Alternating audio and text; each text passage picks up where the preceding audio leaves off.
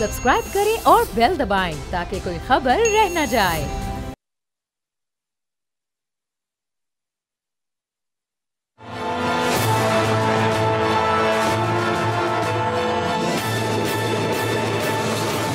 अस्सलाम वालेकुम, मैं हूं बाब जहांगीर। आप देख रहे हैं प्रोग्राम तज्जिया। आज यौम तकबीर के मौके पर पाकिस्तान मुस्लिम लीग नून के कायद मियां नवाज शरीफ एक बार फिर बिला मुकाबला पार्टी के सदर मुंतखब हो गए हैं और आज उन्होंने इस मौके पर बड़ी अहम बातें भी की। सबसे पहले तो उन्होंने ये कहा कि हम 9 मई वाले नहीं हैं, हम 28 मई वाले हैं। और माजी में जो उनके गिले शिकवे मुख्तलिफ इदारों से, मुख्तलिफ सियासतदानों से, मुख्तलिफ शख्सियात से रहे, आज उन्होंने उन तमाम को दोहराया। लेकिन साथ जब उन्होंने बानी PTI का जिक्र किया तो उन्होंने कहा कि उन पर जितने भी केसेस हैं वो तमाम के तमाम सच्चे केसेस हैं। अब मियां नवाज शरीफ के पार्टी सदर बनने के बाद हम जो इससे पहले तवक्को कर रहे थे कि अपोजिशन और हुकूमत में कोई मुज़ाकरात की राह निकल सकती है, चूँकि हुकूमत में सबसे बड़ी जमात मुस्लिम लीग नून है, तो ज़ाहिर से पहले शहबाज शरीफ साहब पार्टी के सदर थे, अब मियां नवाज शरीफ पार्टी के सदर हैं। तो क्या मुस्लिम लीग नून के बयानिए में कुछ तब्दीली आ सकती है? क्या जो मुख्तलिफ इदारे हैं उनको लेकर पार्टी का बयानिया तब्दील हो सकता है? और उसमें क्या अपोजिशन के लिए ख़ासतौर पर बानी PTI के लिए क्या कोई रिलीफ की राह इस तरह की निकल सकती है? आगे मामलात किस जानिब जाएंगे? मुस्लिम लीग नून की सियासत में अब क्या तब्दीली आएगी जब मियां नवाज शरीफ के हाथ में एक बार फिर उनकी पार्टी की कमान होगी? और ऐवान सदर से भी कुछ पैगामात आ रहे हैं। यूसुफ रज़ा गिलानी साहब चूँकि इस वक्त कायम मकाम सदर हैं, तो उनकी जानिब से भी ये पैगामात पाकिस्तान तहरीक इंसाफ के लिए गए हैं कि अगर वो बताएं कि वो किस से मुज़ाकरात करना चाहते हैं, पाकिस्तान पीपल्स पार्टी या ऐवान सदर भी उस सिलसिले में यकीनी तौर पर कोई ना कोई किरदार अदा कर सकता है। तो अब हालात आगे किस जानिब जाएंगे? इस वक्त अपोजिशन को जिन मुश्किलात का सामना है, क्या वो आने वाले दिनों में कम होंगी? इस पर हम गुफ्तगू करेंगे। रज़ा हारून साहब पाकिस्तान सीनियर रहनुमा हमारे साथ मौजूद हैं। नदीम कुरैशी साहब पाकिस्तान तहरीक इंसाफ के सीनियर रहनुमा हमें ज्वाइन कर चुके हैं। तो रज़ा हारून साहब, ये अब मियां साहब के हाथ में एक बार फिर पार्टी की कमान आ चुकी है, तो उनकी अपनी जमात के बयानिए में या हुकूमत की पॉलिसी में कहीं कोई तब्दीली आपको आती महसूस हो रही है आने वाले दिनों में? बिल्कुल, सबसे पहले तो जाहिर है कि वो आज सदर मुंतखब हुए हैं। वैसे भी वो रहनुमा है, कायद का टाइटल उनके पास है। ये मुस्लिम लीग का नून नवाज शरीफ ही हैं, तो ओहदा उनको दोबारा मिल गया। पार्टी तो उनके पास ही थी। तो सबसे पहले तो मुबारकबाद दूंगा नवाज शरीफ साहब को, तमाम मुस्लिम लीग की क़यादत को, कि नवाज शरीफ साहब जो हैं दोबारा मुस्लिम लीग के सदर मुंतखब हुए हैं। हुकूमत की पॉलिसी हो या मुस्लिम लीग की पॉलिसी हो, उसमें कोई वाज़ेह फ़र्क नहीं होगा, क्योंकि नवाज शरीफ साहब तो अपने जब वो वापस गए थे, गालिबन 21 अक्टूबर का जब वो वापस आए थे, जब अपने अवामी खिताब में उन्होंने फरमाया था और वो इस बात पे बिलीव रखते हैं कि डायलॉग होना चाहिए। मुल्क बड़ा मुश्किल में है, बहुत परेशानी है, मुश्किल आते हैं। आसिफ ज़रदारी साहब, बिलावल भुट्टो साहब पार्लियामेंट के फ्लोर पे भी ये बात कर चुके हैं, अवामी जलसों में भी बात कर चुके हैं कि मुल्क जिन हालात से गुजर रहा है, जो हमारी माशी सूरत हाल है, उसमें पॉलिटिकल इंस्टेबिलिटी को बहुत अरसे तक हम हवा नहीं दे सकते और मिलकर बैठना, सबके मिलकर बात करना बहुत जरूरी है। अब तमाम सियासी जमातें जो हुकूमत में हैं या हुकूमत में नहीं है, वो तो समझती हैं कि डायलॉग ही वाहिद रास्ता है जिससे आगे बढ़ा जा सकता है। प्रॉब्लम आ जाती है PTI की तरफ। PTI की भी लीडरशिप के बहुत से लोग हैं जो अक्सर ढके छुपे लफ्जों में डायलॉग की हिमायत भी करते हैं, बात भी करते हैं, लेकिन जाहिर है कि PTI भी एक फर्द वाहिद से चल रही है ना, जैसे हमारे यहाँ सियासी निज़ाम है। तो जब तक इमरान खान साहब नहीं चाहेंगे ये मुज़ाकरात नहीं हो सकेंगे। और जहां वो मुज़ाकरात की बात आती है तो 3 पार्टियों को तो नाम ले लेते हैं कि इन पार्टियों से मुज़ाकरात नहीं हो सकते। तो यही 3 वो पार्टियां हैं जो हुकूमत का हिस्सा हैं। Fortunately unfortunately for Imran Khan या PTI, तो मुज़ाकरात की जो शुरुआत है वो PTI की रजामंदी से वाबस्ता है। बाकी सारी पार्टियां तो मिलना चाहती हैं, बैठना चाहती हैं, बात करना चाहती हैं। सही। अब रज़ा साहब, ये ज़ाहिर है कि PTI भी अपनी शराइत तो सामने रख देती है, शराइत के बगैर वो भी बात करने को तैयार नहीं है, चूँकि दरमियान में ये 8 फरवरी का दिन आ जाता है। अब उस दिन जो बकौल उनका मैंडेट चोरी हुआ, वो उसको रियलिटी से तशबीह देते हैं, उसके सबूत और शवाहिद भी उनके पास मौजूद हैं। तो ये जब तक किसी एक नुक्ते पर हुकूमत नहीं रजामंद होगी तो ये फिर मामलात कैसे आगे बढ़ेंगे? वो भी अपनी जगह पर स्टैंड लिए हुए हैं, हुकूमत भी अपनी जगह पर बज़िद है। नहीं, उनकी मेन शर्त क्या है? अगर शर्तों के पूरा होने के बाद मुज़ाकरात में बैठना है तो फिर अरबा मुज़ाकरात में क्या बात करनी है? मतलब खाने है, चाय पीनी है, बिस्कुट खाना है, क्या? यकीनन उन्हीं शराइत, ठीक है, अपनी एक लिस्ट ऑफ डिमांड्स बना ले, उसको शराइत ना कहें, ये लिस्ट ऑफ डिमांड्स हैं, वो TOR कैसे होंगी। लेकिन मुज़ाकरात हमेशा अरबाब भाई अनकंडीशनल शुरू किए जाते हैं। गवर्नमेंट देने की पोजीशन में होती है, इसलिए वो आती है और आके विकास सुनती है। गवर्नमेंट की डिमांड्स कम होती हैं, होनी नहीं चाहिए। अपोजिशन पार्टी है, PTI एक बड़ी पार्टी है, यकीनन एक पॉपुलर पार्टी है, लेकिन अगर वो प्री कंडीशंस रखेंगे तो मुज़ाकरात किस बात पे करेंगे? अगर वो सारी बातें उनकी पूरी हो जाती है तो फिर मुज़ाकरात के तो बेमायने हो जाएंगे ना। तो मेरी सजेशन होगी, बाकी तो पीटीआई का अपना फैसला है कि प्री कंडीशंस ना रखें और मुज़ाकरात की टेबल पर बैठे, सब एक्सपोज हो जाए। अब साहब, हुकूमत के पास इनको देने के लिए क्या होगा? इनके गिरफ्तार कारकुनान हुकूमत तो नहीं रिहा कर सकती, अदालती मामला है, रिलीफ वहाँ से मिलना है। फिर अगर मैंडेट की चोरी का इशू है वो भी ट्रिब्यूनल्स में मौजूद है, वो भी वहीं से फैसले होने हैं, उस पर भी हुकूमत तो ज़ाहिर है कोई एक्शन नहीं ले सकती। हाँ, कमीशन का जो इनका मुतालबा है कि अदालती कमीशन एक बन जाए, वो 9 मई पर भी बन जाए, वो 8 फरवरी पर बन जाए, उस पर शायद एक नुक्ता ऐसा है कि हुकूमत अपनी रजामंदी शो करे तो फिर शायद मामला आगे बढ़ सकें। इस एक चीज़ के अलावा तो कुछ भी नहीं हुकूमत के पास। अगर कुछ मामला अरबाब भाई ऑलरेडी अदालतों में है या इन्वेस्टिगेशन इंटरोगेशन की प्रोसेस में है, प्रोसिक्यूशन की प्रोसेस में है, तो वो तो ड्यू प्रोसेस में वैसे ही कंप्लीट होंगे।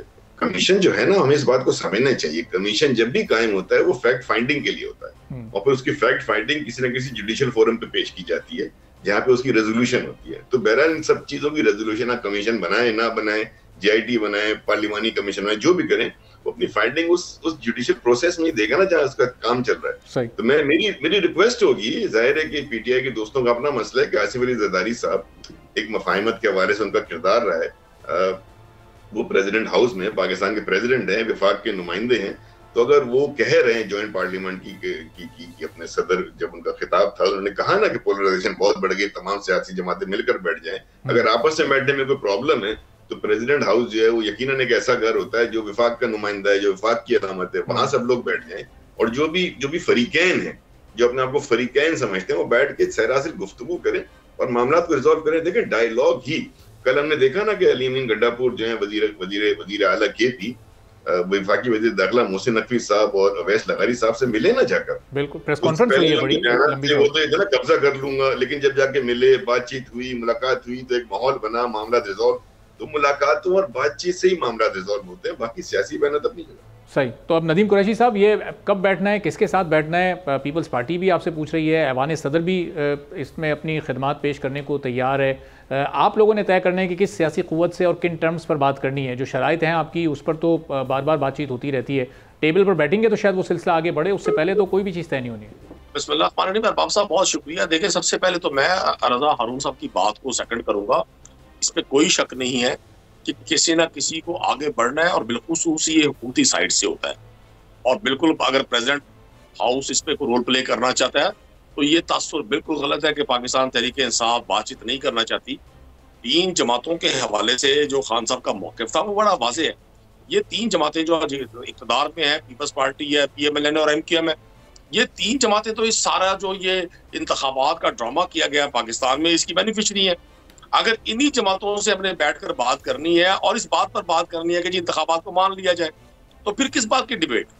असल तो नुक्ता एतराज यही है कि जब कहा यह जाता है कि वोट को इज्जत दो, कहा यह जाता है कि जी ताकत का सरचश्मा अवाम है, लेकिन जब अवाम वोट को इज्जत देती है और अवाम अपनी राय का इजहार करती है तो फिर आप इंतखाबी नताइज में तारीख की बदतरीन धांधली करके, आपने जो फरमाया अभी अरबाब साहब के जी तहरीक इंसाफ ये दावा करती है, तहरीक इंसाफ नहीं करती। हर पाकिस्तान का वो शख्स जो इस इंतखाबात में जिसने हिस्सा लिया, आपको PMLN के लीडरशिप के बयान नजर नहीं आते, आपको मौलाना फजलुर रहमान साहब की गुफ्तगू से अंदाजा नहीं होता, आप कराची शहर के इंतखाबी नताइज पर तो आपकी नजर होगी, आप अपने शहर से अंदाजा करें क्या हुआ।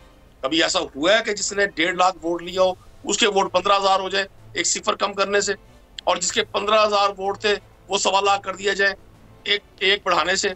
तो ये किस तरह का खेल है कि अगर इसी को हमने इंडोर्स करना है तो फिर हम ये तौहीन अवाम करेंगे। आज तो हर इदारा, हर शख्स ये चाहता है कि उसको रिस्पेक्ट मिले। पंजाब में एक कानून पास हो गया है कि जी आप किसी की हद तक नहीं हो सकती, किसी की तौहीन नहीं हो, हालांकि उस कानून की आड़ में लोगों का गला दबाने की कोशिश की जा रही है। तो जब सबको अपनी अपनी इज्जत का एहतराम का इतना ख्याल है तो क्या पाकिस्तान की आवाम की कोई इज्जत नहीं है? आवाम जिस शख्स को वोट देती है, जिस जमात को वोट देती है, इतने सारे इम्तहानात से गुजर के, इतनी सारी हर्डल्स को अबूर करके, तो क्या आवाम के उस वोट को काउंट नहीं होना चाहिए?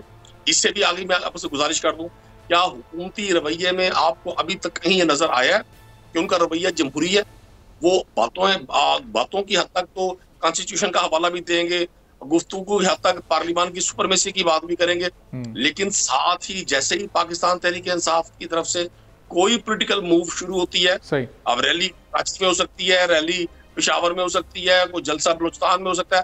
पंजाब में अभी हम अनाउंस करते हैं तो हमारे घरों के दरवाजे पर पुलिस पहुंच जाती है। तो मैं हैरान इस बात पर हूं कि हुकूमतें तो अपने रवैये से, अपनी लचक से, अपने एतदाल से, अपने तहम्मुल से और बुर्दबारी से अपने मुखालिफ को अपने करीब करती हैं ताकि मुल्क। अब ये हुकूमती रवैया क्यों तब्दील नहीं हो रहा? बैरिस्टर अकील मलिक साहब मुस्लिम लीग नून के सीनियर रहनुमा भी हमारे साथ मौजूद हैं। अब अकील साहब, अब चूंकि आज मियां नवाज शरीफ साहब ने सदारत का हल्फ उठा लिया, वो पार्टी के नए सदर हैं और ज़ाहिर है हुकूमत की सबसे बड़ी जमात है इस वक्त मुस्लिम लीग नून, तो अब क्या कुछ हुकूमती पॉलिसियों में अपोजिशन को लेकर कोई तब्दीली आ सकती है? पाकिस्तान तहरीक इंसाफ को जलसे जुलूस रैलियाँ करने की आप लोगों ने एहतजाज तक करने की इजाज़त नहीं दी हुई है, कोई अनाउंसमेंट होती है उसके बाद कार्रवाइयाँ शुरू हो जाती हैं, रात 12 बजे CDA दावा बोल देता है इनके सेक्रेटेरिएट पर, तो भले ही वो लीगल वो कोई कार्रवाई हो लेकिन वो भी एक मुनासिब वक्त पर पेशगी नोटिस देकर भी की जा सकती है। तो अब इन तमाम मामलात पर क्या कहेंगे आप? जी बहुत बहुत शुक्रिया। सबसे पहले तो मैं तमाम तर पाकिस्तान मुस्लिम लीग नून के कारकुनान को और बिलखुसूस पूरी कौम को मुबारकबाद पेश करता हूँ कि अल्हम्दुलिल्लाह आज मियां मोहम्मद नवाज शरीफ साहब ने अपना जो असल मनसब था पार्टी की सदारत का, जो उनसे बड़े गैर कानूनी तरीके से और एक अनकॉन्स्टिट्यूशनल मूव के तहत जो है गलत फैसले के तहत वो उनसे छीना गया था और उनको ताहयात पार्टी की सदारत से नाअहल किया गया था। तो अल्हम्दुलिल्लाह ये वो फैसले हैं जो पाकिस्तान में स्याह फैसलों की तरह याद रखे जाएंगे। और जहाँ तक आपने हुकूमत की बात की कि हुकूमत की तरफ से कोई लचक या कोई नरमी, देखें हम तो इनको दावत दे रहे हैं और 12 दफ़ा हम इनको दावत दे चुके हैं कि आप आएँ पार्लियामान के अंदर, जो गुफ्तगू करनी है, जो डिस्कशन करनी है, जो आपकी रिजर्वेशन है, जो TOR तय करने हैं, वो वहाँ पे आके तय करें। ये बाहर बैठ के या आप अगर गैर सियासी कुव्वतों से अगर मदद मांगते हैं तो ना तो वो आपको कोई मदद फराहम करेंगे, अपना ही आपको उनसे कोई मदद मिलनी है। अगर सियासी लोगों से आप बात करेंगे, सियासी जमातों से आप डायलॉग करेंगे तो रास्ता निकल सकता है और बेशतर रास्ते होते हैं जो निकाले जा सकते हैं। नोटिस की आपने बात की तो नोटिस इनको 12 दफा नोटिस मिले हैं, 2020 में भी मिले हैं, 21 में मिले हैं, 22 में मिले हैं। तो क्या हम कानून जो हरकत में है उसको छोड़ दें या उसको सस्पेंड कर दें? इनके खिलाफ जो गैर कानूनी इन्होंने इक़दाम किए हुए हैं।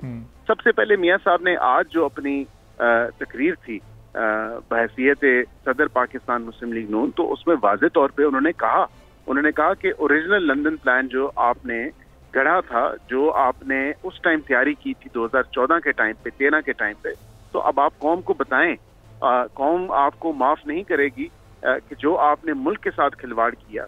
उन्होंने वो तमाम तर चीजें गिनवाई क्योंकि पाकिस्तानी कौम की याददाश्त जो है वो बहुत कमजोर है और वो दोबारा दोहराना, और उसका मकसद सिर्फ ये था कि ये रीइटरेशन हो, हमारी जो नौजवान नस्ल है उनके जहनों में, उनको पता हो कि उस टाइम पाकिस्तान की आज से 1 तिहाई पहले कैसी थी और अब जो है पाकिस्तान की हालत इस 4 साल का पीरियड, ये जो एक फस्तायत ज़दा सियासी जमात इक़्तिदार में रही है उसके बाद जो मुल्क का हाल किया गया है वो कैसे। अकील साहब, तो इनकी जमात को भी गए हुए 2 साल से ज़्यादा हो गए ना, फिर तो PDM की हुकूमत आई 16 माह, उस दौरान जो कुछ हुआ वो भी इस मुल्क के अवाम ने देखा भी, झेला भी, बर्दाश्त भी किया, फिर केयर टेकर गवर्नमेंट आई, तो इन 2 साल में तो बहुत कुछ बेहतर किया जा सकता था। जी बहुत कुछ बेहतर किया जा सकता था, ये बात बिल्कुल आपकी दुरुस्त है। अगर खालिस्तान पाकिस्तान मुस्लिम लीग नून की हुकूमत होती जो 2 तिहाई अक्सरियत वाली थी, ये सिंपल मेजॉरिटी वाली थी। अब बात यह है कि जो हमने इकोनॉमिक ग्राउंड पे फैसले लेने हैं वो इत्तेहादियों के साथ, वो इतनी ज्यादा जमातों की तादाद के साथ फैसले नहीं लिए जा सकते थे क्योंकि हर पॉलिटिकल पार्टी का एक अपना इंटरेस्ट होता है और या उनका अपना एक मैनिफेस्टो होता है। 16 महीने की जो हुकूमत थी वो पाकिस्तान को डिफॉल्ट के दहाने से बचाने के लिए थी कि पाकिस्तान को जो श्रीलंका माजरत के साथ बनाने की मतलब हद्दुल इम्कान कोशिश की गई, और आज भी आपने देखा कि वही नैरेटिव चल रहा है। अब वो बांग्लादेश की मिसालें देते हैं, वो देते हैं शेख मुजीब की मिसालें देते हैं।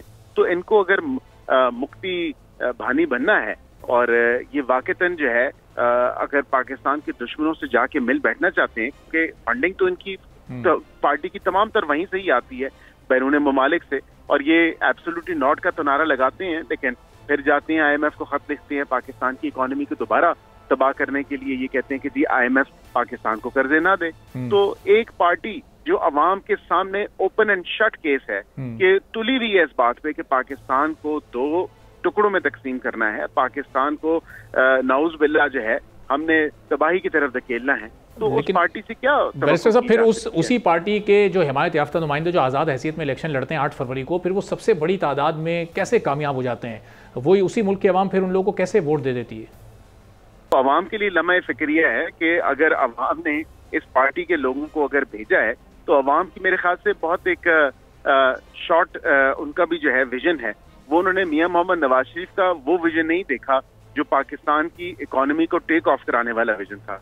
उन्होंने मियां मोहम्मद नवाज शरीफ का वो विजन नहीं देखा जो डॉलर 104 पे था, क्योंकि उन्होंने बात आज भी डॉलर की 104 पर टाइम की और उसके बाद उन्होंने पेट्रोल की, गैस की और तमाम तर कीमतें, उन्होंने कहा कि आज मैं देख रहा हूं तो अल्लाह ताला ने हमारे जो हुक्मरान हैं, जिसमें वजीर आजम पाकिस्तान मियां मोहम्मद नवाज शरीफ साहब हैं और वजीर आला साहब हैं, तो अल्लाह ताला ने इनका हाथ पकड़ा है और पाकिस्तान दोबारा, क्योंकि ये एक फैक्ट है कि जितनी भी खाने पीने की चीजें हैं, जो अशिया खुर्दोनोश हैं, या उसके अलावा दीगर आप चीजें देखें, पेट्रोल देखें, बाकी तमाम तर चीजें देखें, तमाम चीजों में कमी आ रही है। पाकिस्तान दोबारा से जो है अल्हम्दुलिल्लाह उसकी इकोनॉमी स्टेबल हो रही है और अगर किसी एक सियासी जमात को कोई इशू है तो वो पाकिस्तान के साथ फिर इशू है, वो पाकिस्तानी अवाम के साथ इशू है। अगर पाकिस्तानी अवाम को खुश नहीं देखा जा सकता तो ये पाकिस्तानी अवाम को डिसाइड करना पड़ेगा कि उस सियासी जमात के साथ अब हमने क्या करना है। ठीक है, चलें बैरिस्टर साहब साथ ही रहेगा ज़रा। रज़ा हारून साहब, ये अब ज़ाहिर अवाम ने वोट तो दिया है 8 फरवरी को, जो सबसे बड़ी अगर पार्टी की हैसियत से ये जमात आती हो तो आज़ाद इनके उम्मीदवार थे, तो पाकिस्तान तहरीक इंसाफ भी होती। अब ये सुन्नी इत्तेहाद काउंसिल की अम्ब्रेला तलें, तो ज़ाहिर है कि अब नज़रअंदाज तो नहीं किया जा सकता। आप लोग ऑफ़र तो बार बार कर रहे हैं, लेकिन इनकी भी अपनी जगह अपनी डिमांड्स पर ये स्टैंड लिए हुए हैं। जब तक ये कोई एक आध डिमांड पर हुकूमत अपनी रजामंदी नहीं शो करेगी तो फिर ये मामला इस तरह कैसे आगे चलेंगे? इत्तेहादी हुकूमत मिलकर बेहतर करना चाह रही है मुल्क को, लेकिन अगर अपोजिशन सड़कों पर होगी तो क्या ये एक आइडियल सिचुएशन होगी आपकी नज़र में? नहीं, यकीनन नहीं। किसी भी हुकूमत के लिए ये कभी आइडियल सिचुएशन नहीं होती कि अपोजिशन या दीगर जमातें या मुख्तलिफ प्रेशर ग्रुप्स या अवाम जो है वो सड़कों पर एहतजाज कर रही हो। ये तो हुकूमत के लिए नाइटमेयर होता है ना। हुकूमत तो चाहती है पीस रहे, अमन रहे, स्टेबिलिटी रहे। तो जहां तक इस बात का ताल्लुक है हुकूमत क्या चाहती है, तो हुकूमत का तो फर्ज यही है कि वो इस तरह के प्रोटेस्ट को या अपोजिशन को सेटिस्फाई रखे। जहां तक डिमांड बगैर गुफ्तगू के मान लेने वाली बात है ना, उसको मैं एग्री नहीं करता। उस डिमांड की लेजिटिमेसी क्या है, उस डिमांड को कैसे पूरा किया जाएगा, उसके क्या प्रोज एंड कॉन्स होंगे, उसके क्या मोडालिटीज होंगी, ये तो बैठ के तय की जाएंगी ना। मिसाल के तौर पे मैं आज एक बहुत बड़ी डिमांड कर दूं आपसे कि जी फला बंदे को रिहा कर दें, तो भाई रिहा अगर उसको कोर्ट ने बंद किया हुआ है या किसी वजह से वो कोई लीगल मामला आते हैं तो वो तो गवर्नमेंट के वहां हाथ पैर नहीं है ना। गवर्नमेंट कुछ नहीं कर सकती, गवर्नमेंट रेकमेंड नहीं कर सकती, कोर्टों ने करना है। इसीलिए आप सख्त से सख्त डिमांड लेकर जाएं। ये नदीम भाई जो बात कर रहे हैं इनका प्रेरोगेटिव है, इनका राइट है कि ये सख्त से सख्त डिमांड लेकर जाएं। ये इमरान खान साहब की रिहाई की बात भी करें, खवातीन की रिहाई की बात भी करें, सब करें। लेकिन जब ये लेकर बैठेंगे तो फिर तरीकाकार तय होगा ना, किस तरीके से होगी, कैसे होगी। तो एडवांस में किसी भी डिमांड को जो है वो एक्सेप्ट कर लेना, जिसमें कि गवर्नमेंट का अपना रोल बहुत कम हो, ये बहुत मुश्किल हो जाता है। मैं रिक्वेस्ट करूंगा कि मुल्क के जो हालात, देखिए इमरान खान साहब का भी विद ड्यू रिस्पेक्ट, मैं ठीक है, ये बात बिल्कुल दुरुस्त है कि पॉपुलर लीडर हैं, ये बात भी दुरुस्त है कि उनको सीटें मिली हैं, लेकिन ये बात भी दुरुस्त है कि पाकिस्तान में कुछ जमीनी हकायक है ना, उन जमीनी हकायक के अंदर रहते हुए सियासत भी करनी है, बातचीत भी करनी है, और उसी के अंदर हमें लेकर चलना है। अगर इमरान खान साहब के जो हालिया जो बयानात हैं, जिस तरीके के बयानात हैं, वो भी कोई एक अच्छा सीबीएम क्रिएट नहीं करते ना। अगर एक गवर्नमेंट को या किसी इदारे के लिए वैसे बयानात देंगे, फिर उनके साथ बैठने में सामने एक गवर्नमेंट को या स्टेट के नुमाइंदों को भी बहुत सोचना पड़ जाता है। एक तरफ से या तो ये बयानात बंद हो, कुछ सीज फायर हो ना बयानात का, वो ये कूलिंग डाउन पीरियड हो कि ठीक है जी 1 हफ्ते 2 हफ्ते 3 हफ्ते हम कूलिंग डाउन पीरियड करते हैं, इस दौरान हमारी चले बी टीम्स मुलाकात कर लें, बिहाइंड द सीन मुलाकात कर लें, मोडालिटीज तय कर लें, नहीं है पब्लिक में। जब वो मोडालिटीज तय हो जाए तो फिर आ जाए। बहुत सारे तरीके होते हैं मुज़ाकरा शुरू करने के, लेकिन बातचीत के बगैर, मिले बगैर, मुलाकात के बगैर, फेस टू फेस बैठे बगैर, साथ खाना खाए बगैर, चाय पिए बगैर आप ये मामला टीवी स्क्रीन पर बैठ करके या सिर्फ बयानात और शोले बयानी से नहीं हल कर सकते। अब जो मामला अदालतों में या ट्रिब्यूनल्स में ज़ाहिर है उनमें हुकूमत क्या कर सकती है, सोच सकता है, और फिर पाकिस्तान तहरीक इंसाफ कैसे हुकूमत से ये उम्मीद या तवक्को लगा सकती है कि वो फिर वहाँ से कोई पॉजिटिव रिस्पॉन्स आएगा। एक ब्रेक के बाद नदीम कुरैशी साहब से ज़रा हम ये पूछेंगे कि फिर वो अपने स्टांस में या अपनी जो भी उनकी डिमांड्स हैं उसमें किसी लचक का मुजाहरा कर सकते हैं नहीं। वापस आते हैं ब्रेक के बाद।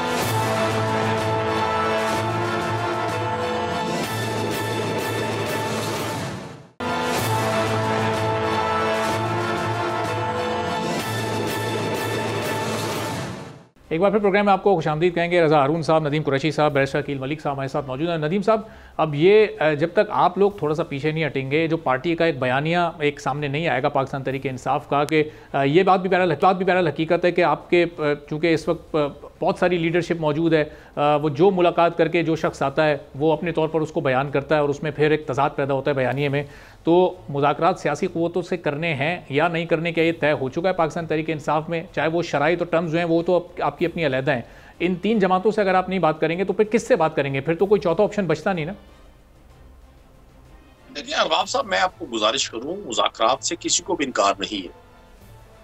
कोई भी शख्स अगर पॉलिटिक्स करेगा और वो कहे जी मैं टेबल पर नहीं बैठूंगा, मैं डिबेट में नहीं आऊंगा, डिस्कशन नहीं होगी, तो मैं नहीं समझता कि वो किसी नतीजे तक पहुंच सकेगा।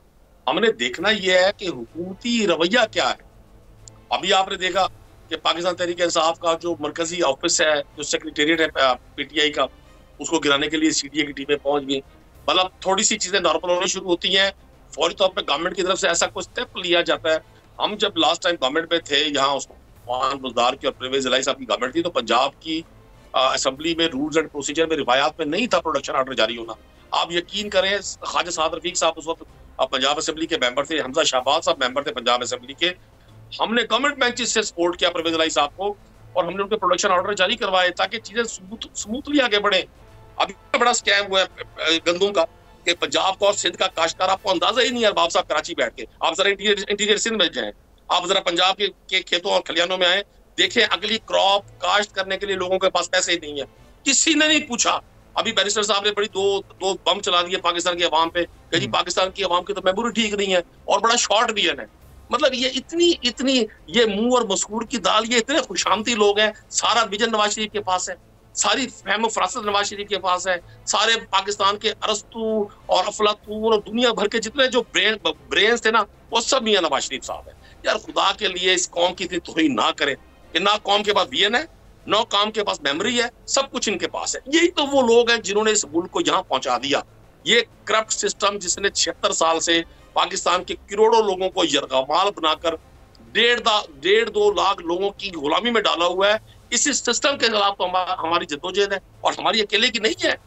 एक वक्त मुझे लगता था नवाज शरीफ साहब भी जद्दोजहद कर रहे हैं, जब वो चलाते थे, जब वो धाड़ते थे, जब मुझे क्यों निकाला, तो मैं ऐसे पॉलिटिकल वर्कर सोचता था यार बाकी इनके साथ ज्यादती हुई है, तो अब लाए ना, जिसने उनको निकाला था उसको लाए सामने।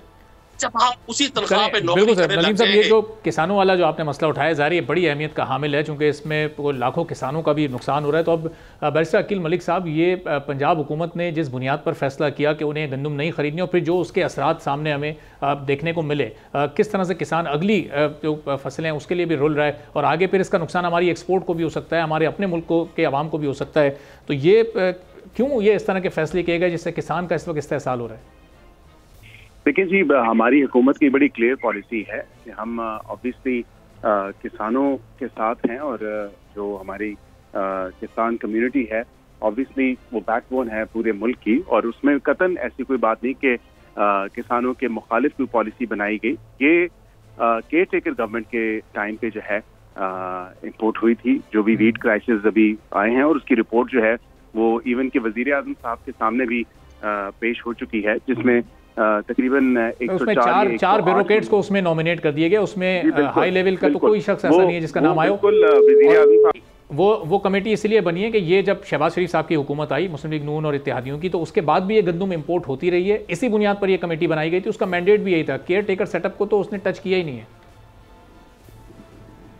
जी नहीं, उसको केयर टेकर सेटअप को भी टच हुआ है, और पंजाब हुकूमत की एक वाज़े जो है उनका एक स्टांस है कि ये केयर टेकर सेटअप में जो है ये ऑर्डर प्लेस हुआ था, ये हमारे दौरे हुकूमत में प्लेस नहीं हुआ, और इतनी जल्दी वैसे भी टर्न अराउंड टाइम नहीं है कि वो आ सकता है। हम तो ऑब्वियसली एक बम्पर क्रॉप है, और हम कल भी किसानों के साथ खड़े थे, हम आज भी किसानों के साथ खड़े हैं, और जो ऑब्वियसली फेडरल गवर्नमेंट की तरफ से 1.4 छोड़ के जो है 1.8 जो है टन तक चले गए थे उसके जो किसानों से पास को जो खरीदता है। लेकिन पंजाब गवर्नमेंट ने फैसला किया था कि हम नहीं ले रहे ये गंदम किसानों से, और वो उसका इम्पैक्ट क्रिएट हुआ है फिर।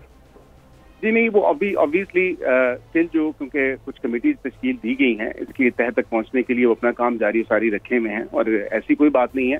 ऑब्वियसली गवर्नमेंट की तरफ से मुख्तलिफ एक जो बारदाना का जो सारा प्रोसेस था उसका, जिसकी प्रोक्योरमेंट थी किसानों से, तो ऑब्वियसली उस पर उन्होंने मुख्तस की भी है कीमत, और उसी कीमत पे ही जो है गवर्नमेंट का जो रेट है उसी से ही वो प्रोक्योर किया जा रहा है। इसमें ऐसी कोई बात नहीं है, लेकिन obviously it's too early to state right now. I think जो फेडरल गवर्नमेंट के पॉइंट ऑफ व्यू से अगर मैं बात करूं तो ऑब्वियसली ये रिपोर्ट आ चुकी है और वजीर आजम साहब इस पे बड़ी सख्ती से नोटिस भी उन्होंने लिया हुआ है और कार्रवाई भी इंशाल्लाह अमल में लाई जाएगी। ठीक है, तो रज़ा हारून साहब, ये इस तरह की जब भी कमेटीज आती है, जी नदीम साहब कुछ कहना चाह रहे हैं?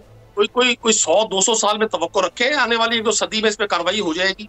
और मैं गुजारिश करता हूँ आपकी इत्तला के लिए, पास्को के खिलाफ भी लाहौर में केस दर्ज बिल्कुल जिस तरह बड़े स्ट्रिक्ट मेजर्स लिए गए हैं और रिपोर्ट भी मंजर आम पे आ चुकी है, ऑब्वियसली ये अंडर डिस्कशन है, उनके खिलाफ जो भी कार्रवाई होनी है वो इसी दौरान हुकूमत में होगी। और मैं उम्मीद करूंगा कि इंशाल्लाह इससे बजट की पेश होने से पहले ही शायद हो जाएगी। रजिस्टर्ड हो गया है बैरिस्टर साहब, पास्को के खिलाफ भी, पास्को के अफसरान के खिलाफ भी लाहौर में एक केस रजिस्टर्ड हो गया आपकी सरकार में कि उन्होंने अरबों रुपए की खुरबूट की है पारदाने में। मतलब आपकी जो मौजूदा सरकार है वहां भी जो कुछ हो रहा है लोगों को पता है, और जो आपके बी टीम करके गई है वो भी लोगों को पता है। लेकिन आपको सिर्फ एक चीज का पता है, भाई तहरीक इंसाफ को हमने ये बताना है, ये शरपसंद लोग हैं, ये पॉलिटिकल लोग नहीं है, ये पाकिस्तान नदीम साहब जरा मौका दीजिएगा, मैं रज़ा साहब से इस पर उनका भी उनके रिमार्क्स हैं। रज़ा साहब, अनवारुल्लाह काकर साहब टॉक शोज में कहते रहे कि ये उनका फैसला सही था और अगर दोबारा उन्हें मौका मिले तो फिर वो गंदम इंपोर्ट करने का फैसला करेंगे, और यहाँ पर हम 4 ब्यूरोक्रेट्स को नॉमिनेट कर देते हैं और वो फिर कमेटी हाथ झाड़ देती है कि जी ये 4 लोग जिम्मेदार हैं। क्या कहेंगे इस? ऐसे फैसले बैरिस्टर साहब हैं, अकील भाई यहाँ मौजूद हैं, नदीम भाई भी हैं, सब हुकूमती मामला को समझते हैं। ब्यूरोक्रेट्स की जिम्मेदारी यकीनन सिग्नेटरी वही होता है, फैसले वही करता है, लेकिन गवर्नमेंट ही इसी की जिम्मेदार होती है। हाकिम वक्त जो होता है वो चीफ एग्जीक्यूटिव हो, वजीर आजम हो, मुताल्लिका वजीर हो, फाइनेंस का वजीर हो, they all have to input. मतलब एक डिसीजन को एक ब्यूरोक्रेट नहीं लेता, ये सारे महकमे लेते हैं। और ये मेरे ख्याल में कोई कमेटी उसमें जाता भी है, मुझे सही पता नहीं, ईसीसी में जाता है, वैसे साहब सही बताएंगे, वहां जाके डिसीजन होता है। तो फाइनेंस मिनिस्टर का इनपुट होता है, प्राइम मिनिस्टर का इनपुट होता है, एग्रीकल्चर का इनपुट होता है, फूड इनपुट होता है, बहुत सारे इनपुट होते हैं। तो आप एक फैसला करके बाहर से इम्पोर्ट करते हैं ना, तो आई एग्री कि जो इसमें मेन कल्प्रिट्स हैं या मेन रिस्पॉन्सिबल हैं, उनसे कम से कम सवाल, अगर उनकी मर्जी के बगैर ये सब कुछ हो गया है तो फिर उनकी कॉम्पिटेंसी पे सवाल है। अगर उनके नीचे ब्यूरोक्रेट्स ने सब कुछ कर दिया, उनको पता ही नहीं, तो उनकी कॉम्पिटेंसी पे सवाल है। दोनों सूरतों में उनकी जिम्मेदारी तो बनती है। और उनकी मर्जी से हुआ है अगर रज़ा साहब, तो फिर क्या होना चाहिए? मेरे ख्याल में अगर कमेटी बन जाए ना तो जाहिर है कि वो कोई ना कोई उनका अकाउंटेबिलिटी तो होगी ना, अकाउंटेबिलिटी का फोरम है। इसका मतलब है अगर मुल्की खजाने का पैसा एक नोइंगली गलत डिसीजन लेकर के आपने अरबों रुपए अगर वेस्ट किए हैं, तो then accountability process has to start. Accountability होगी ना, फिर उसमें तय होगा कि आया ये कॉम्पिटेंट डिसीजन था। डिसीजन हमेशा कॉम्पिटेंट अथॉरिटी लेती है, कभी भी सेक्रेटरी या ब्यूरोक्रेट डिसीजन के लिए कॉम्पिटेंट अथॉरिटी नहीं होता। He has to go and seek permission from the chief executive of the province, और final buck stop with the chief executive of Pakistan. ठीक है, बहुत बहुत शुक्रिया। ये प्राइम मिनिस्टर और चीफ मिनिस्टर की बात। बहुत शुक्रिया रज़ा हारून साहब, नदीम कुरैशी साहब, बैरिस्टर अकील मलिक साहब हमारे साथ मौजूद है। एक छोटे ब्रेक के बाद जब वापस आएंगे तो पाकिस्तानी टीम वर्ल्ड कप खेलने अब 2 जून को जा रही है। अमेरिका और वेस्ट इंडीज़ में वर्ल्ड कप हो रहा है, तो अब देखेंगे कि टीम की जो इस वक्त पोजीशन है वो खासी कमज़ोर है, मुश्किलात का शिकार है टीम। एक ब्रेक के बाद मिर्ज़ा इकबाल बेग साहब हमारे साथ मौजूद होंगे, उनसे जानेंगे कि अब क्या तवक्को लगाएं हम इस टीम से इस वर्ल्ड कप में।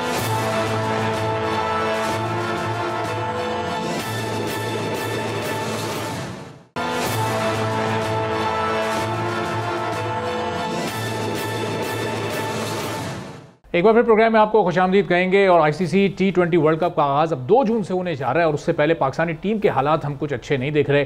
15 रुकनी स्क्वाड का ऐलान तो हुआ, और वही स्क्वाड इस वक्त इंग्लैंड में मौजूद है जहां पर पहला मैच वॉश आउट हुआ, दूसरे मैच में पाकिस्तान को शिकस्त का सामना करना पड़ा। उससे पहले आयरलैंड में भी पाकिस्तान ने अपना पहला मैच हारा था, फिर अगले 2 मैचेस जीत कर वो सीरीज़ तो पाकिस्तान जीत गया, लेकिन आयरलैंड से इस मौके पर मैच हारना टीम का मोराल किस हद तक डाउन कर सकता है। और अगर इंग्लैंड की सीरीज़ के नताइज कोई खातिर ख्वाह नहीं निकलते, अगले 2 मैचेस में अगर पाकिस्तानी टीम कमबैक नहीं कर पाती, तो फिर वर्ल्ड कप के क्या नताइज होंगे। जो टीम की सिलेक्शन हुई है वो कितनी मजबूत और मुतवाज़िन है, क्या ये बेहतर चॉइसेस हमारे पास मौजूद थी या किसी खिलाड़ी के साथ हख्तलफी हो गई है। फिर 1-2 खिलाड़ियों की परफॉर्मेंस ऐसी है जिस पर बड़े सवालिया निशान खड़े हो रहे हैं। खासतौर पर साइम अयूब को बड़ी तनकीद का निशाना बनाया जा रहा है कि कोई 15 से 20 मैचेस उनको लगातार मिल चुके हैं, अभी तक वो 150 करने में कामयाब नहीं हो सके, कोई मैच विनिंग इनिंग उनकी जानिब से नजर नहीं आई। तो वर्ल्ड कप में क्या कॉम्बिनेशन होगा, जो 11 पाकिस्तान पाकिस्तान ग्राउंड में उतारेगा वो कौन सी हो सकती है, ओपनिंग पेयर पाकिस्तान का क्या होगा और क्या रिजल्ट हम उसकी तवक्को लगाएं पाकिस्तानी टीम से, इस पर हम गुफ्तगू करेंगे। मिर्ज़ा इकबाल बेग साहब हमारे साथ मौजूद हैं। मिर्ज़ा साहब, बहुत शुक्रिया प्रोग्राम के लिए, आपने वक्त निकाला। अब ये 2 जून से जो ये जंग शुरू होने जा रही है, इसके क्या रिजल्ट निकल कर सामने आ सकते हैं, पाकिस्तान कहाँ तक जा सकता है, स्क्वाड आपको कैसा नजर आ रहा है? बहुत बहुत शुक्रिया अरबाब जहांगीर। लेकिन अगर आप ग्राउंड रियलिटी की बुनियाद पर देखें तो पाकिस्तान का 15 रुकनी कॉम्बिनेशन इतना अच्छा नहीं है। 5 ओपनर्स आपने रखे हुए, 5 फास्ट बॉलर्स हैं, 3 स्पिनर्स हैं और उसके अलावा 2 मिडिल ऑर्डर बैट्समैन हैं। तो इस लिहाज से इस कॉम्बिनेशन को देखते हुए अब 11 पाकिस्तान क्या बनाता है। आयरलैंड की सीरीज में इन्होंने ट्राई किया, लेकिन ये उस्मान खान को और अबरार अहमद को क्रिकेट की बस के तन्हा मुसाफिर की तरह अपने साथ लेकर घूम रहे। उन्हें कोई मैच इन्होंने नहीं खिलाया जब तक इंग्लैंड के खिलाफ तीसरा T20 खेला गया था। तो मेरे ख्याल में पाकिस्तान का हतमी 11 रुकनी कॉम्बिनेशन बनाने में खुद टीम मैनेजमेंट को मुश्किलात का सामना है। आपने साइम अयूब का जिक्र किया। साइम अयूब एक ही तरह का स्ट्रोक खेलकर आउट हो रहे हैं और सुनने में यह आया कि टीम मैनेजमेंट इस बात पर गौर कर रही है कि शायद T20 वर्ल्ड कप में एक मरतबा फिर मोहम्मद रिजवान और बाबर आजम की जोड़ी को आजमाया जाए। इसी तरीके से आजम खान जो विकेट कीपर है, कहीं फील्डिंग कर नहीं सकते सिवाय विकेट कीपिंग के। उन्होंने नेशनल मैचेस में सिर्फ 88 रन बनाए और कितने मौके देंगे। रिजवान एज अ फील्डर खेल रहे हैं। तो मैं समझता हूँ कि अभी टीम मैनेजमेंट को सोचना होगा कि हतमी कॉम्बिनेशन हम जो 6 जून को अमेरिका से मैच है उसके लिए क्या बनाते हैं। सही। तो अब मिर्ज़ा साहब, ये ज़ाहिर है साइम अयूब की जगह बाबर आजम रिजवान की एक बार फिर ओपनिंग पेयर पर वापसी होती है, तो फ़खर जमान भी तो हमारे पास एक स्पेशलिस्ट ओपनर, सबसे एग्रेसिव प्लेयर और नंबर 3-4 पर भी जब भी उन्हें जहाँ भी जो मौका मिल रहा है उसमें पिछले कुछ अरसे में बड़ी बेहतर वो परफॉर्मेंस दिखा रहे हैं। वो एक बैड पैच जो था उनका वो गुजर चुका है। तो ये वाली तब्दीली हमें क्यों नहीं देखने को मिल रही? टीम का थिंक टैंक इस जानिब नहीं सोच रहा। अगर बड़ी टीमों के खिलाफ आपको मैच जीतना है तो आपके एग्रेसिव प्लेयर्स को लंबा जाना होगा, तो इसमें उनसे बेहतर कोई चॉइस हो सकती है? ये बिल्कुल सही कहा अरबाब आपने, क्योंकि फ़खर जमान जो है वो सर्किल का प्रॉपर तरीके से इस्तेमाल करते हैं। जो उठते हुए स्ट्रोक्स खेलते हैं, जब दायरे के बाहर सिर्फ 2 फील्डर्स होते हैं, तो अब उनको ये चौथे नंबर पर भेज रहे हैं और चौथे नंबर पर भी आकर वो जिस तरह की बैटिंग कर रहे हैं उससे उनके कॉन्फिडेंस का अंदाजा लगाया जा सकता है। लेकिन ऐसा लगता है कि टीम मैनेजमेंट ने ये फैसला कर लिया है कि फ़खर जमान को नंबर 4 पे ही खिलाएंगे और फ़खर जमान प्रेस कॉन्फ्रेंस में भी ये कह चुके हैं कि मैं नंबर 4 पे सेट हो गया हूँ। तो इसका मतलब अब ओपनर्स कौन है? उस्मान खान जिसने अपनी कश्तियां जला दी थी, जो मुत्तहिदा अरब अमारात से क्वालिफाई कर जाता खेलने के लिए, लेकिन वो पाकिस्तान से खेलने के लिए आ गया। अब तक उसे कोई मैच नहीं मिला। 3 मैचेस आयरलैंड के थे और इंग्लैंड के जो 3 मैचेस थे उनमें उसको कोई मैच नहीं मिला। तो अब क्या होगा, कॉम्बिनेशन क्या होगा, ये $1 मिलियन क्वेश्चन है। और जो क्रिकेट के माहिरीन और नाक़दीन जो कि अपने तजज़िये दे रहे हैं वो पाकिस्तान को सेमीफाइनल के लिए फेवरेट करार नहीं दे रहे, क्योंकि पाकिस्तान की जो परफॉर्मेंस रही है, न्यूजीलैंड की कमजोर टीम के खिलाफ 2-2 से सीरीज बराबर हुई, आयरलैंड के खिलाफ पहला T20 हार गए और बकिया 2 जीते, लेकिन वो दूसरे T20 में भी अगर वो कैचेस ड्रॉप नहीं करते, फ़खर जमान और रिजवान का जो डॉली कैचेस थे, तो पाकिस्तान के लिए मुश्किल हो सकती थी। तो मैं समझता हूँ कि अभी पाकिस्तान के लिए बहुत सारे उन्हें मराहल तय करना है और यूएसए की टीम अरबाब वो और खतरा साबित होगी, क्योंकि उसने बांग्लादेश के खिलाफ होम सीरीज 2-1 से जीती है। फिर आपके ग्रुप में आयरलैंड भी है, भारत भी है। तो पाकिस्तान के लिए आसार ज्यादा अच्छे नजर नहीं आ रहे, लेकिन बीइंग पाकिस्तानी हमारी तो ख्वाहिश है कि पाकिस्तानी टीम एक मरतबा फिर उसी फॉर्म में वापस आए जिसका वो माजी में जिस तरह मोहम्मद आमिर और इमाद वसीम को एक बड़े लंबे अरसे के बाद, कई साल के बाद वापस बुलाया गया, डायरेक्ट टीम में भी उन्हें जगह दी गई। वो PSL की परफॉर्मेंस है या मुख्तलिफ लीग्स की परफॉर्मेंस है, लेकिन क्या उनके वापस टीम में शामिल होना इस बात को साबित कर रहा है कि पाकिस्तान में फिर बैकअप टैलेंट आपके पास मौजूद नहीं है? PSL से नया टैलेंट निकल कर नहीं सामने आ रहा जो आप फिर पुराने खिलाड़ियों को वापस ला रहे हैं, उनके हाथ पांव जोड़ रहे हैं? ये आपने बड़ा अच्छा पॉइंट रेज किया है अरबाब। दरअसल आपके पास फास्ट बॉलर बहुत है। आपने मोहम्मद अली को नहीं रखा, आपने जमान खान को नहीं रखा, मोहम्मद हसनैन को नहीं आपने कंसिडर किया, फिर एहसानुल्लाह जो है वो जख्मी है, मतलब वो रिहैब कर रहा है। मतलब आपके पास जब बैकअप पे हैं तो क्या वजह है कि आमिर को आप तकरीबन 4 साल के अरसे के बाद वापस लेकर आए इंटरनेशनल क्रिकेट में? मेरी तो समझ में नहीं आता। 2020 में वो इंग्लैंड में आखिरी T20 खेले थे और अब आयरलैंड के खिलाफ सीरीज में वापस आए। तो इसका मतलब ये हुआ कि आपकी सिलेक्शन में कहीं ना कहीं कोई गलती जरूर है। आपने 7 रुकनी सिलेक्शन कमेटी बनाई हुई है जिसका कोई सरबराह नहीं है, और वो कहते हैं ना कि साजे की हांडी जो है वो चौराहे में फटेगी। तो आप देखें ना कि पीसीबी के चेयरमैन मोहसिन नकवी साहब ने एक्शन लिया। उन्होंने कहा जब तक तमाम सेलेक्टर्स ऑन बोर्ड नहीं होते टीम के अनाउंसमेंट को उन्होंने रोक दिया।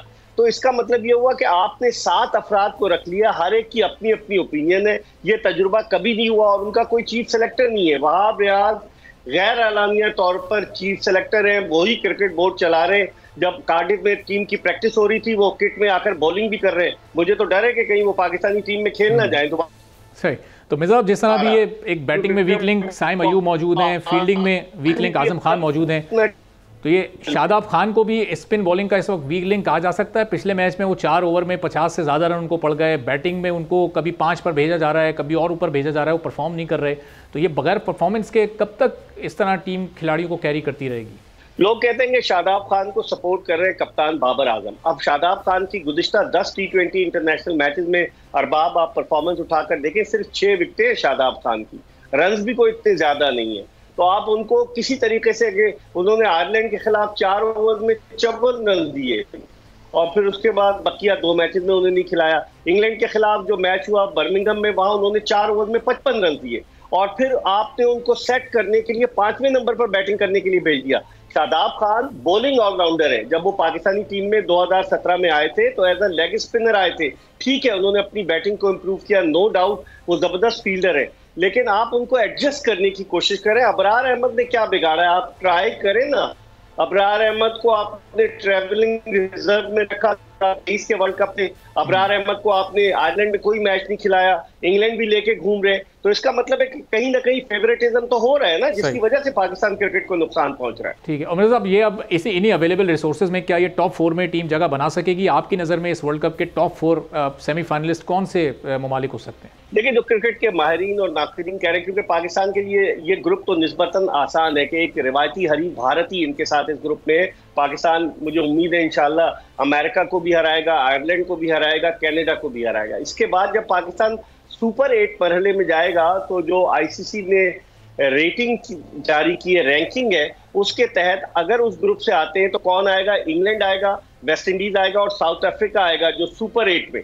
तो वहां पाकिस्तान के लिए मुश्किल होगी। जो अब क्रिकेट के माहिरीन और नाक़दीन ये कह रहे हैं कि इस वर्ल्ड कप के लिए इंडिया, वेस्ट इंडीज, उसके अलावा ऑस्ट्रेलिया और इंग्लैंड, इन 4 टीमों को वो सेमीफाइनल के लिए फेवरेट करार दे रहे हैं। अब पाकिस्तान को तो बेशतर ने रूल आउट कर दिया है, लेकिन हमारी टीम अनप्रेडिक्टेबल है, कभी भी लोगों के अंदाजे गलत कर सकती है। दुआ करें कि इस मरतबा ऐसा कर दे, लेकिन बज़ाहिर बहुत मुश्किल नजर आ रहा है। उमर साहब, इसके अलावा साउथ अफ्रीका और न्यूजीलैंड भी 2 बड़ी तगड़ी टीमें, तो ये उनको भी इस वक्त रूल आउट किया जा रहा है? जी हाँ, साउथ अफ्रीका चोकर्स है ना अरबाब। आप देखेंगे, अब उन्होंने कप्तानी, वाइन डूसन ने उनकी कप्तानी की साउथ अफ्रीका की टीम वेस्ट इंडीज में T20 सीरीज खेल रही है, उसमें भी वो इतनी अच्छी परफॉर्मेंस नहीं दे पा रहे। और इसी तरीके से न्यूजीलैंड में प्लेयर अच्छे, लेकिन न्यूजीलैंड का T20 का अगर आप रिकॉर्ड देखें तो इतना एक्स्ट्रा ऑर्डिनरी नहीं है। तो इसलिए लोग मौजूदा टीम को देखते हुए, ऑस्ट्रेलिया ने मिचेल मार्श को कप्तान बना दिया है, पैट कमिंस उनके अंडर खेलेंगे, तो मौजूदा फॉर्म को देखते हुए, परफॉर्मेंस को देखते हुए, रैंकिंग को देखते हुए क्रिकेट के माहिरीन जो है वो न्यूजीलैंड और साउथ अफ्रीका को उसमें जी ठीक है, बहुत बहुत शुक्रिया। मिर्जा इकबाल बेग साहब सीनियर स्पोर्ट्स एनालिस्ट यूथ थे। और ज़ाहिर पाकिस्तान टीम इस वक्त वर्ल्ड कप से पहले ही मुश्किलात का शिकार है, लेकिन अब देखते हैं कि वर्ल्ड कप में पाकिस्तान टीम की परफॉर्मेंस कैसी सामने आती है। इसी के साथ आज के प्रोग्राम से इजाज़त दीजिए, अल्लाह हाफ़िज़।